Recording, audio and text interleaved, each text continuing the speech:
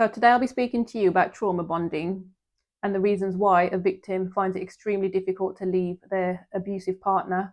So effectively, trauma bonding is an emotional connection that's formed between a victim and an abuser within an abusive relationship. So as an outsider looking in to a toxic relationship, I'm sure everybody knows somebody that's in a toxic partnership or relationship.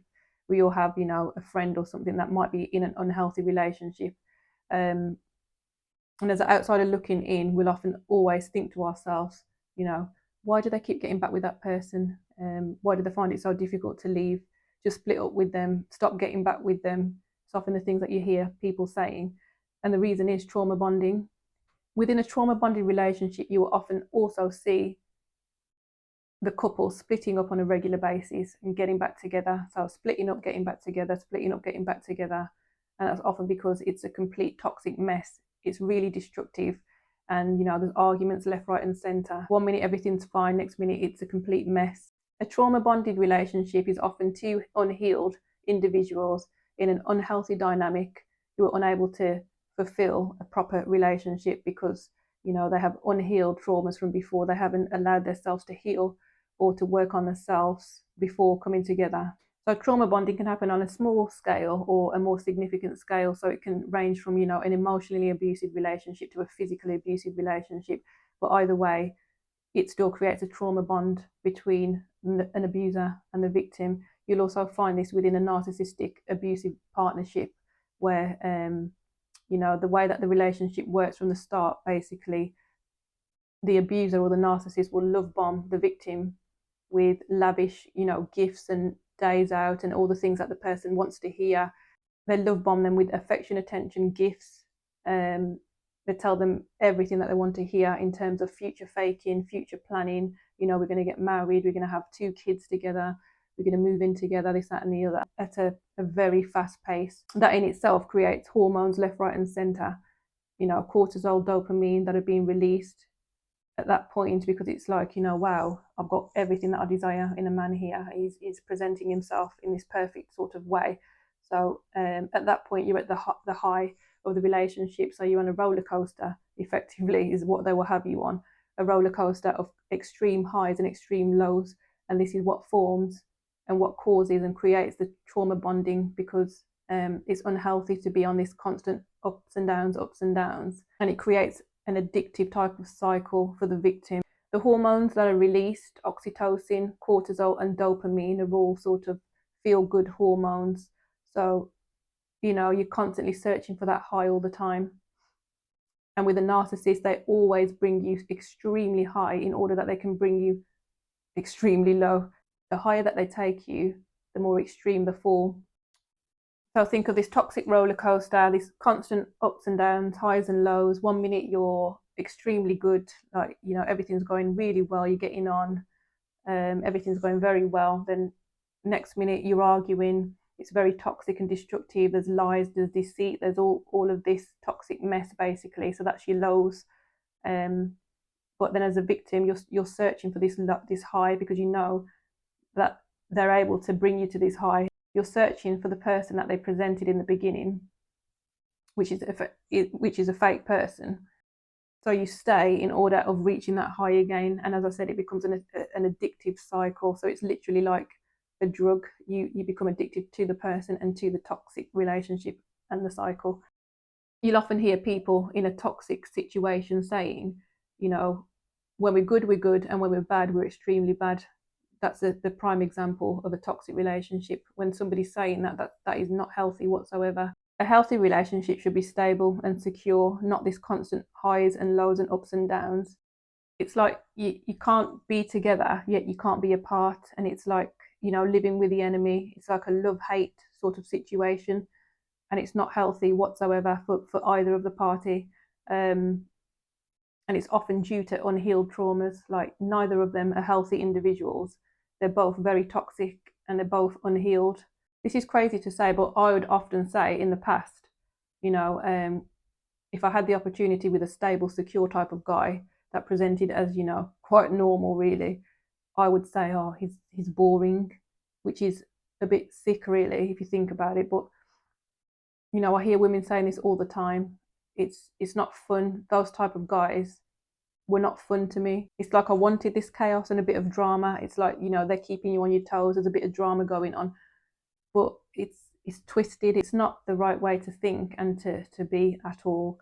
So the emotional abuse cycle creates the trauma, and the hormones released create the bond. But the bond between the two is not built on a solid, firm foundation of friendship and, you know, unconditional love. It's based on quite the opposite, which is conditional love. It's based on conditions. I'd say in a toxic dynamic that both of them are toxic in some form or another. Even in a narcissistic abusive type of relationship, I would still say, reflecting on everything, I feel that there's work that needs to be done within them.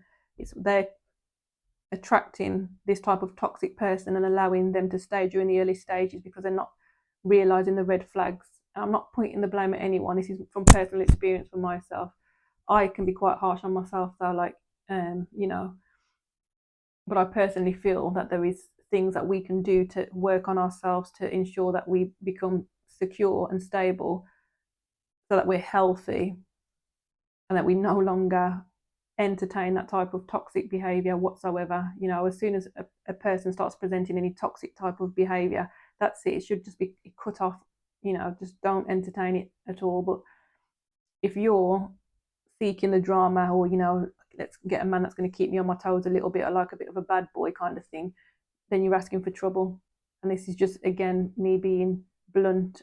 And again, I'm speaking from experience because this is exactly how I used to be. A trauma bond is created from a push-pull dynamic and, you know, this runner-chaser type of dynamic where it's a constant push and pull. 1 minute you're absolutely fine together, everything's great, everything's going really good, it's a perfect relationship, the perfect partner, and then next minute it's completely the opposite, which is a roller coaster ride that they will take you on if you allow them to. Personally, I think it's very difficult to break a trauma bond.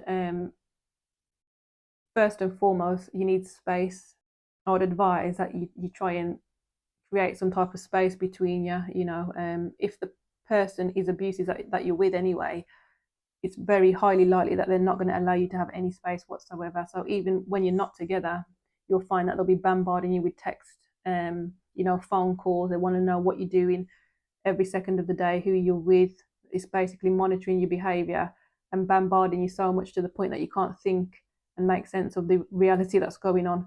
They don't want to leave any space whatsoever for you to think clearly. That's the first thing you need to do, is create space between you, and that's phone, like, you know, try and block them from everything, create distance and space, and that can allow you the time to heal and to get your head together. So that's the first step.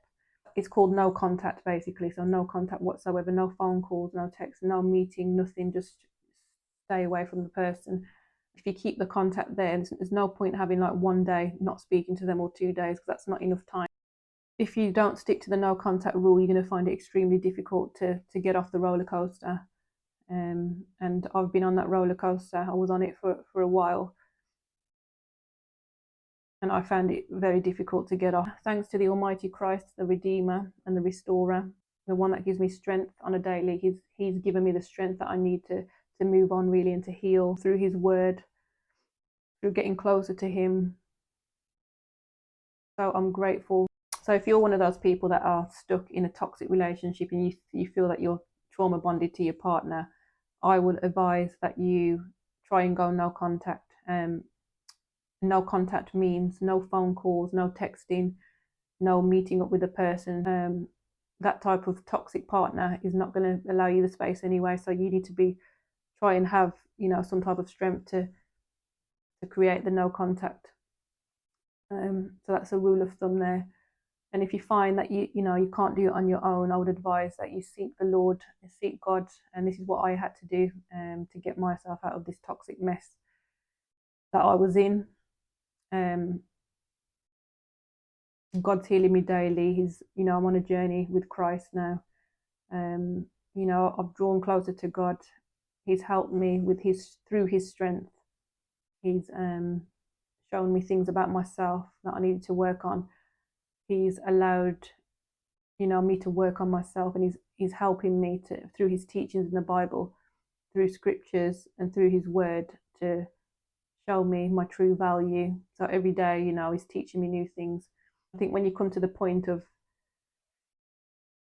becoming more healthy within yourself and allowing God to teach you the value of yourself, you won't entertain that type of toxic partner ever again. So if you know you're ever presented with that type of person again in future, you'll see the red flags straight away. You'll not only just see the red flags, but you'll action it. You'll just not entertain it whatsoever. And I think that's the difference between, you know, being a codependent person and just allowing anybody to woo you, or not wanting to be on your own, so that you kind of accept anything really. Value yourself more, you need to love yourself more, allow God to show you your true value, allow him to teach you unconditional love so that you're able to show somebody else unconditional love. If we don't know what love is, how can we love somebody else? And I personally think that until we can receive God's ultimate love, we can't really love anybody properly, in terms of relationship anyway. So I think that's quite important to think about.